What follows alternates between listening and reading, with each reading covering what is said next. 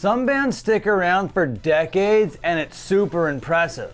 Other bands stick around for decades and it's super annoying and you'd wish that they'd just pack their bags and go home and call it quits. This video is about those kinds of bands. Hey ladies, how's it going? Dan Frampton here. I hope you're having a great day. Welcome to the video. And before we get to the video, I'd like you to like this video and perhaps subscribe. You can even join the channel or toss a super thanks if you have a couple extra bucks in your pocket. Okay, with all that out of the way, let's play some Teenage Mutant Ninja Turtles and make fun of some boomer bands. Okay, the first band I want to talk about on this list is a band that used to be one of my favorite bands. As a teenager, this band I thought was the most influential band that has ever been a band. And to this day, I still love a lot of their early records. And we are talking about the band Refused. Their early work is just meat and potatoes hardcore, but it has some of my favorite songs of all time, like Hook, Line, and Sinker,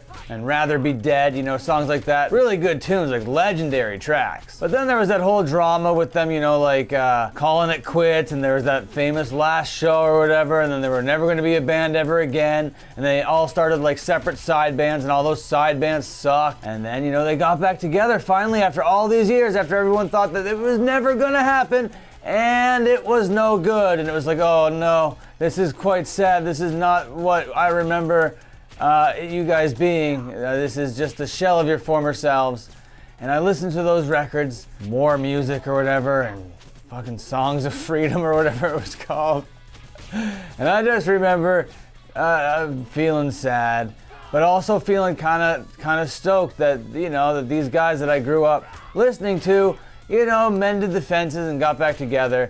But being a band that was so like anti-capitalist, when they came back together as like a legacy band, you know, that's kind of a capitalist move. Am I right? Now the next band I want to make fun of here, and not really make fun of, but the next band that I think should call it quits is a band that got started in the late 80s, early 90s, called Marauder. Yes, that's right. George is out here, you know, just tossing around a whole bunch of slurs and calling out people all the time.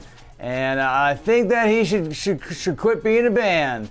And he's playing at This Is Hardcore coming up, and I think that we should protest against it.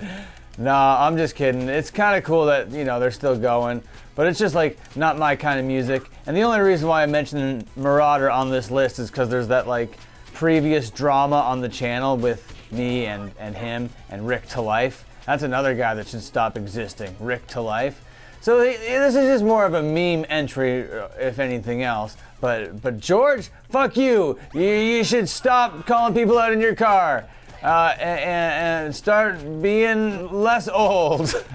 Okay, we're not going to talk about hardcore for the next couple selections. The next couple bands, okay? The next couple bands are going to be new metal bands. And these are legacy bands now, but they've also been, at one point or another, my favorite band in the world. And I might have been maybe a 12 or 13-year-old boy, but yes, they were my favorite band. And we were talking about Limp Bizkit. And even though, yeah, he looks so sick right now, that fucking Fred Durst with his new haircut and his mustache and his new dad vibes look. But you know what? They should unironically stop being a band. They had their time in the sun. Wes Borland, you know, you should just do your own thing, man. You're kind of cool and you're kind of like creative and have like your own kind of thing going on. So there's no reason why Wes Borland shouldn't have like a Wes Borland type project. You don't need to be Limp Bizkit. Like you've got famous names. You could be Fred Durst. You could have like the Fred Durst Show. You could all have like YouTube channels and you know, make a living off of just being like influencers or whatever. There's no reason for fucking Limp Bizkit to still exist in 2022. Limp Bizkit really break stuff. 2022? You gotta be fucking kidding me. And you can't be talking about Limp Bizkit without also talking about a little band called Korn. And yeah, Korn's first record, even their second record, maybe even their third record. All those three records, even to this day, are good listens, okay? They have some pretty good tunes in their back catalog. But at one point, maybe when the record Issues came out, they started to kind of suck, and they kind of started to just like be a parody of what they think Korn should be. Because when they first started, it was like, holy fuck, what kind of music are these guys making? I've never heard of anything like this before. This is crazy. These guys are so unique and so fun and so, like, you know, ahead of the times. And it turns out now they're just shitty and half religious and just like not really that edgy or cool and whatever. I think they should stop being a band. Fuck Korn. Okay, the next band that's gotta stop being a band is another like old school hardcore band that has a really cringy guy leading them called Stickman, okay? Stickman is a cringy guy and he's out here being like a big tough old man on the streets, and that's fine. You can be a big tough guy and talk a whole bunch of tough stuff, but his diss tracks that he puts out in the hip-hop stylings are not fun to listen to. They're actually unfun to listen to. And I'd actually say that they were bad, you know? So Stickman and Fury 5, I don't know if you guys should still be doing what you're doing, because it's not fun for anyone to listen to, especially me. And I'm the only one that I care about in this situation.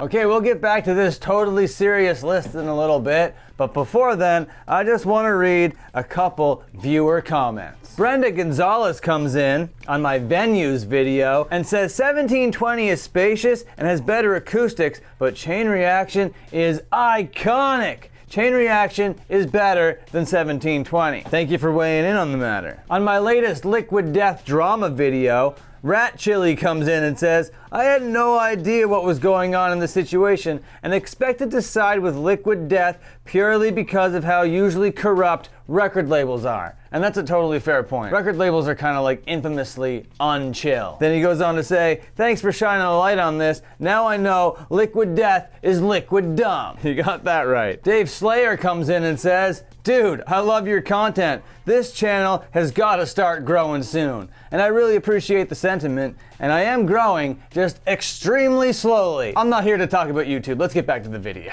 All right, the next person I want to talk about on this list isn't really touring music anymore, but that's Henry Rollins, okay? This guy's got to go. He does these like speaking tours. I don't know what he's doing. He's just telling stories that back in the day when he was cool. He was like, oh my God, remember when I was like so cool and people loved me and I was on the road all the time and there was all these like stories and I was like a vlogger before a vlogger was a vlogger, okay? Like I was like writing stories about my life every day and my life was so crazy, people were so interested in me, and I'd get up on stage half naked and scream about like the fucking political system, you know? Oh man, I was so cool back in the day.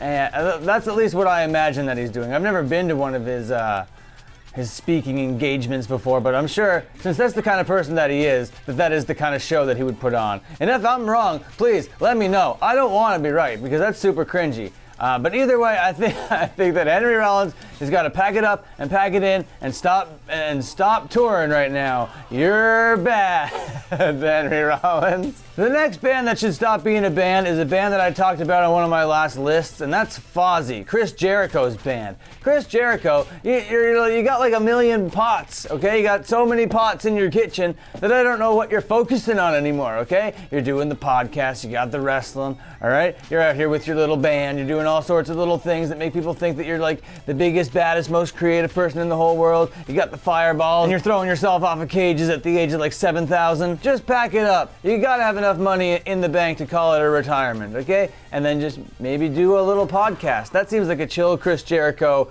50-year-old man thing to do, okay? There's nothing wrong with being a content creator. I think all of these old-ass motherfuckers that are like, you know, that shouldn't be touring anymore, shouldn't be putting out music, they should all be influencers because people would be interested in those stories. They should do what Henry Rollins is doing on the road, but on the internet, because it's the year 2022 and you can monetize it without going anywhere, without wasting gas, without wasting your goddamn time, and they could all have a little podcast, they could all have a little channel, and they could all be making a whole lot of money, being really fucking legendary legends on the internet, but no, they gotta be making music, they gotta be touring their songs because they have this fucking like machismo fucking pride thing that's going on, and that's fine. I mean, like if I was a New York hardcore legend, I don't know how I would think either, but Chris Jericho, Henry Rollins, all you guys, give it up, buddy. Now the next band is a band that I'm surprised still put out records, okay? Now that's a band that puts on a whole bunch of fucking really heavy makeup and costumes and sweats their face off and throws red viscous liquid all over the audience. You know, it's supposed to be like blood, like they're big scary horror movie characters. And everybody knows that I'm talking about GWAR right now. And yeah, GWAR have a couple bangers, a couple real good songs GWAR have, but they've also have enough songs, you know, their legacy is enough. They don't need to put out more music. They don't need to be putting more blood on people. We get it. You like horror movies and spraying blood, you know? The stories of it are better than it's still happening. I think if you want to like pass on the legacy, then you like mentor the next GWAR, you know what I mean? You're bringing people to be the next version of GWAR, and you don't need to be so fucking, you know, out there on the road being 100 years old. That's gotta suck. That's gotta not feel great. You know what I mean? Your knees and your back and your fucking everything must like ache and pain, especially wearing all that heavy fucking costumes and stuff. So me saying that GWAR should quit is more coming from a place of empathy. I care about your well-being, and that's gotta be uncomfortable. You should quit because it's uncomfortable looking. Okay, now we're getting into the top two, and these are the real selections here. These are the bands that really should have quit a long time ago, and one of them is more of a brand than anything else, and they've recently come back with the original members. That means Jerry Only and Danzig are finally playing music together again, and you know, whatever, I don't give a shit about it. I've already said the name of the people. It's the Misfits. The Misfits are the lunchbox company that accidentally have music. You might know them best from the t-shirts that everyone wears still to this day and don't know any songs by them. And that's fine, but they do have a couple of fucking really great songs from way, way, way back in the day.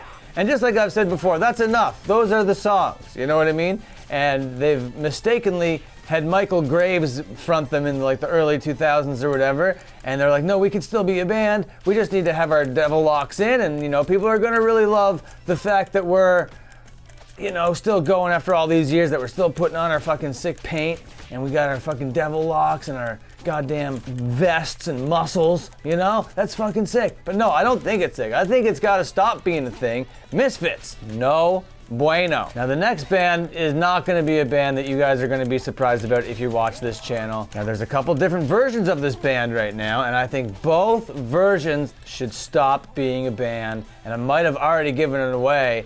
It's the Cro-Mags and the Cro-Mags JM. Harley Flanagan is not a good vocalist, and he just is insistent on touring these songs, and he's like, put his son in the band, and he's like, no, we're gonna tour, we're gonna still make Cro-Mag songs, and I'm gonna play the tough guy on stage, and I don't really need to play the bass. I can play the bass whenever I want. It doesn't matter. It just matters that I look tough and I got my muscles. And he's like backstage doing the whole Goldberg thing, like fucking headbutting fucking lockers and stuff, just being a big tough guy, making sure he's getting his little fucking push-ups in. He's like, man, has anybody told Harley that this isn't a fucking MMA fight or whatever? He doesn't need to be doing this. He doesn't need to be traveling to fucking France to play Hellfest at the age of 9,000 to scream in a way that is unappealing to everybody around him. And that's the main version of the Cro-Mags. The first version that I'm mentioning, because he legally is the one that owns the official Cro-Mags name, which is annoying because his voice sucks ass. And JM, John Josef, sorry. His voice is actually way better, and he is a completely kind of different guy than Harley. I can see why they don't get along and why they're always fighting and there's always like disputes between the two. But I think they're both equally shitty and equally as cringe. And both bands should just pack it up, call it a day, and start separate side projects. Like, they're legends. They're New York legends. People will talk about whatever the fuck they do next. So, like, come up with a new name, come up with a new logo, and be different bands. You guys should quit. Are there any legacy bands, any boomer core bands on the top of your head that you should just, like, pack it up and call it a day because you're sick of their shit? Well, I want to know down there in the comments. But until my next upload, watch another upload.